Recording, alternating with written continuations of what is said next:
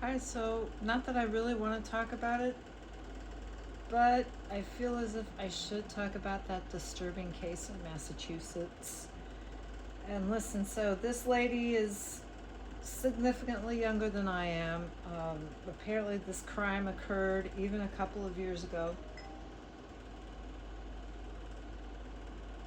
I mean, we may feel empathy for the lady, but it doesn't change the fact that, I'm sorry, as a Christian, this kind of strikes me as a ritualistic sacrifice of children. I mean, that's really what it strikes me as.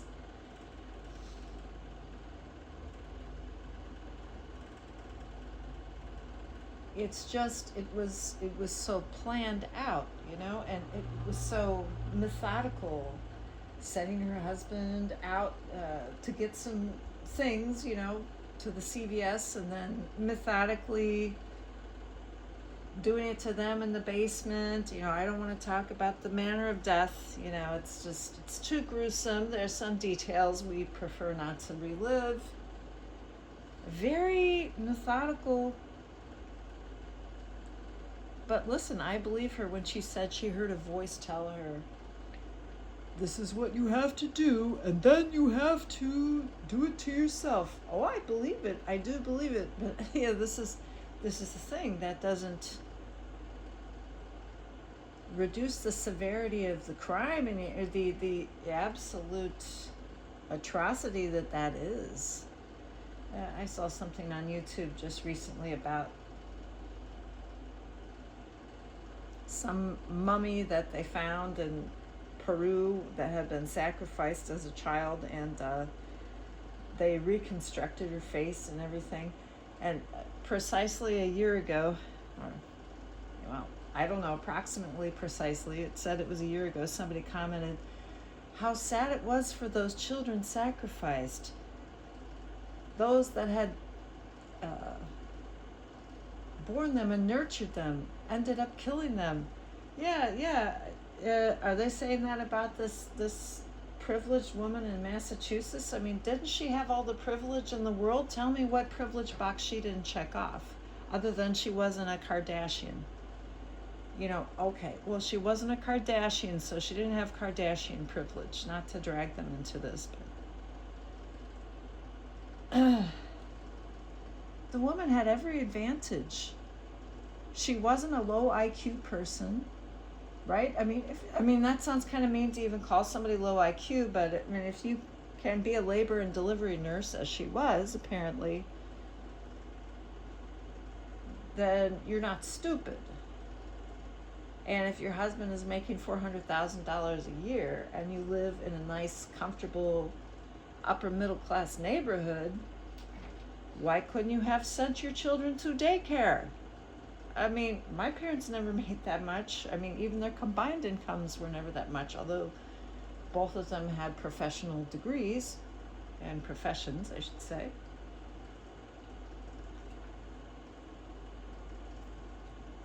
I do, the thing about the postpartum depression thing, well, it's a real thing. How post does postpartum have to get? I mean, the baby's 8 months old. Oh, you sound so insensitive. No, I'm not saying that she wasn't depressed, but whatever they were doing to treat her, she had just been seen the day before by a female mental health professional, and there were no signs that this was going to occur. So don't tell me that, oh, she didn't get help. She had two female professionals seeing her for her problems. And I remember when my mother was, she chose to work. She did not want to be a stay-at-home mom. She wanted to escape that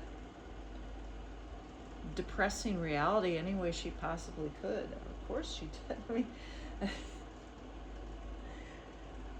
as much as she loved my brother and me, staying at home with kids is not everybody's cup of tea. I remember she had 6 paid weeks of maternity leave, I would say postpartum leave, and so she stayed at home with my brother dutifully, and she was the only one watching him all day, and she just looked so exhausted, and she admitted to me, he's so demanding. He cries all the time. And we didn't have any relatives to help us. There was nobody helping us at all to come and care for the baby. I mean, one time, she sent, never mind, I won't talk about that, but I don't want to bring up too many, facts that are a little bit too, not supporting my point, I should say. But she said, Erica, to be honest, the only thing that got me going through those really rough 6 weeks was playing John Denver's Some Days Are Diamonds, Some Days Are Stones over and over again, because my brother, I guess you could see he had colic. He was a colicky baby. He would not stop crying. And so, yeah, this is where I just need to insert this in. I think she was a little bit too proud to ask for help, because we had female neighbors. I had female neighbors that actually eventually babysat for me and my brother. So, but she never was able to call them and say, hey, I'm going nuts. Can you please just come over here? I need some time away from this screaming brat. I don't think that she ever had the courage to do that. Because one of my babysitters, well, both of them actually, most of my female babysitters, they were stay-at-home moms. But they loved to get that extra income, My working professional mother would drop me off and drop my brother off. And one time she sent me up the road. She said, your brother has teething pain, or he had something wrong. And apparently there was this folk remedy, like if you rubbed blackberry wine on the baby's gums, it would numb the pain. And I'm not sure that my mom didn't pour a few drops of the blackberry wine into my brother's bottle just to get him to stop screaming, because he was a difficult child. So it's not that I don't have empathy, but I'm saying you can't say that she was an ill-educated person. You can't say that she was isolated. She was receiving help from professionals, and she was living in a pretty high income state.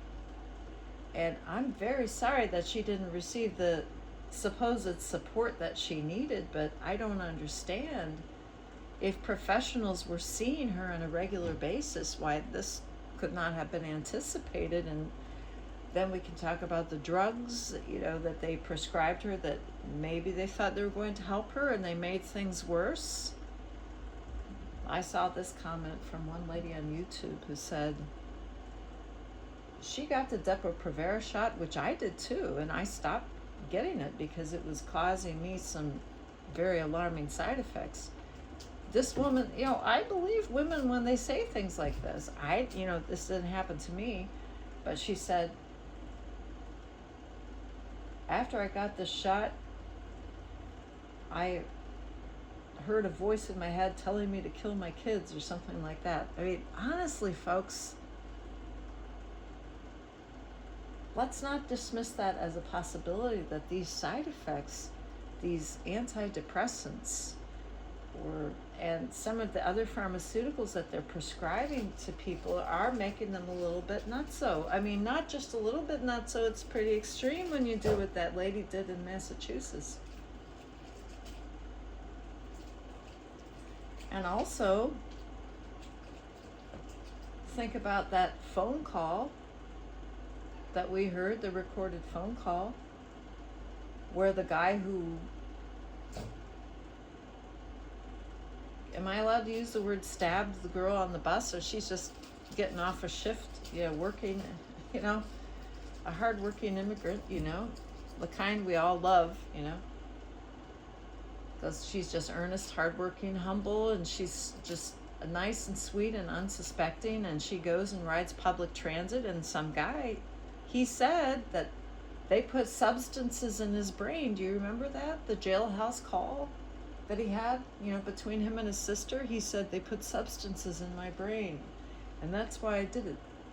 Well, I don't know if he was receiving treatment somewhere, and some of, this medication, which was meant to help him, actually did the opposite of helping him.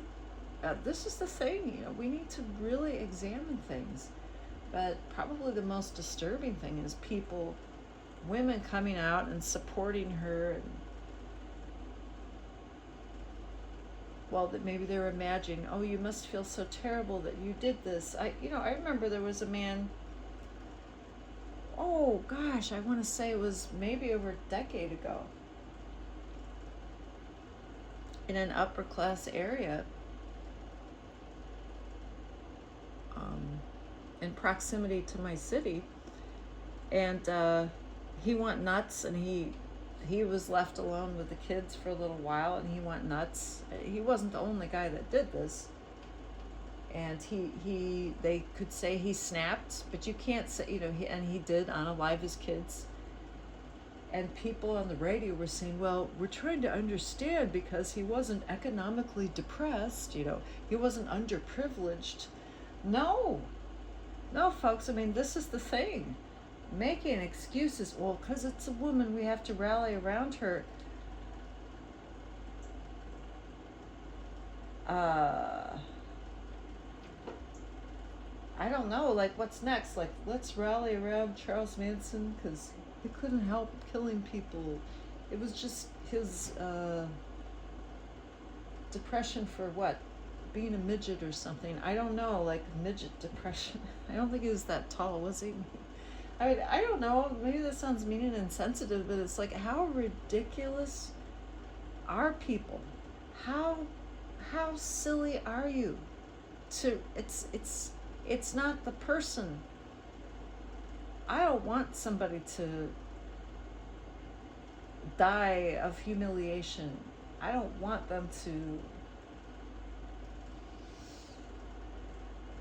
after they've done something like this, they really need some time. I mean, they need some sort of real therapy. I mean, something that would actually really help them. Not people rallying around them, telling them they're okay. And then you see the lady appearing in the courthouse, and apparently she's having her makeup done. You know, she's allowed to wear makeup. Her hair's being dyed. By this time, if she's in her 30s, I mean, she looks kind of old. You know, as I said, she's significantly younger than I am, so old is a relative term. Somebody's dyeing her hair for her, and she's not appearing in orange or in stripes in the courthouse, and her face just looks stone cold, like granite, like it's set in granite, like it could be the missing face from Mount Rushmore. You know what I'm saying?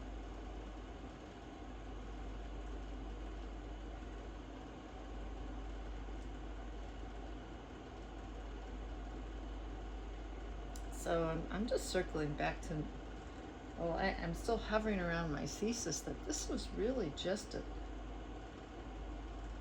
ritual child sacrifice, and people coming out and applauding it are, well, they're not mentally well, but they're not spiritually well either, because, as I say, as even Matt Walsh, you know, I'm not his biggest fan. A few times he's offended me, and if I make comments, I'm generally ignored. But, you know, I expect that because he's rather arrogant. He only has a high school degree. He actually does mispronounce some things. Did he say psychopathy? Isn't it psychopathy? So he thinks he knows more than he really does. Mr. Idiocracy thinks he knows more than he really does. My mother was well educated. We don't mispronounce words. Many people mispronounce words. They go on YouTube and they don't pronounce them correctly. I may stumble over my words sometimes, but most of the time I correct myself. And then I'm embarrassed when I think, oh no, I said the completely wrong thing and it's too late to edit it. Because why should I edit it? This is authentic. Well, if it's that bad, it's not even going to go. It's not even going to be broadcast. But,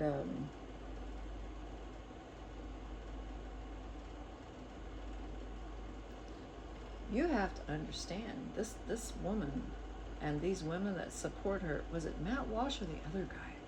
You know, I get Matt Walsh and the Catholic guy that has a martini before every episode. I get them mixed up because they're almost the same person, inhabiting two different bodies and apparently two different denominations of Christianity. the guy who just dances around, he has a martini in his hand. He and Matt Walsh are almost the same guy.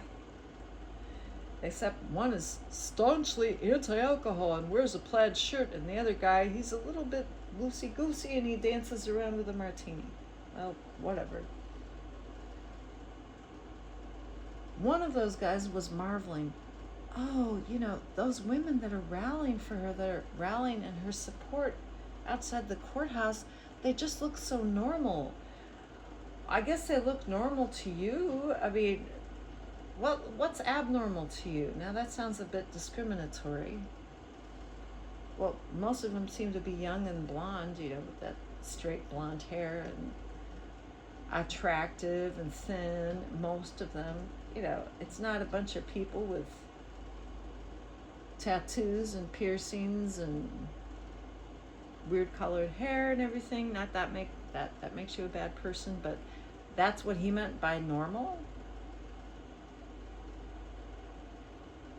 And so that sort of supports my point that this woman came from a place of absolute privilege.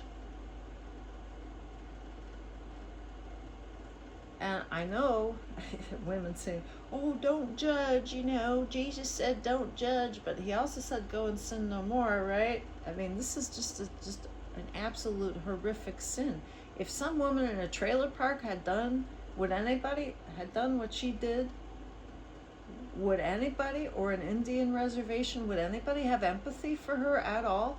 They would say, oh no, well, she's just a drug addict, she's a product of ghetto culture or alcoholism or something. It seems to me that this woman had absolutely every advantage, and the women rallying around her, I'm sorry, it'd be better just to have some silence out of respect for the dead children. Wouldn't it be nice? Not that we can't have empathy and pray for people, but out of respect for the dead children. I remember when Ted Bundy was being executed, and he had a very weird childhood, I can tell you that. There's speculations that his grandfather was actually also his father. He wasn't even told that his own mother was his mother for the first few years of his life. An out-of-wedlock mother. Maybe her own father was Ted Bundy's father, and that's one of the reasons why he was so messed up, folks. Now, come on. Nobody makes excuses for him. People rallying outside that place where he was executed. He was executed, I don't know, 1986? I don't remember.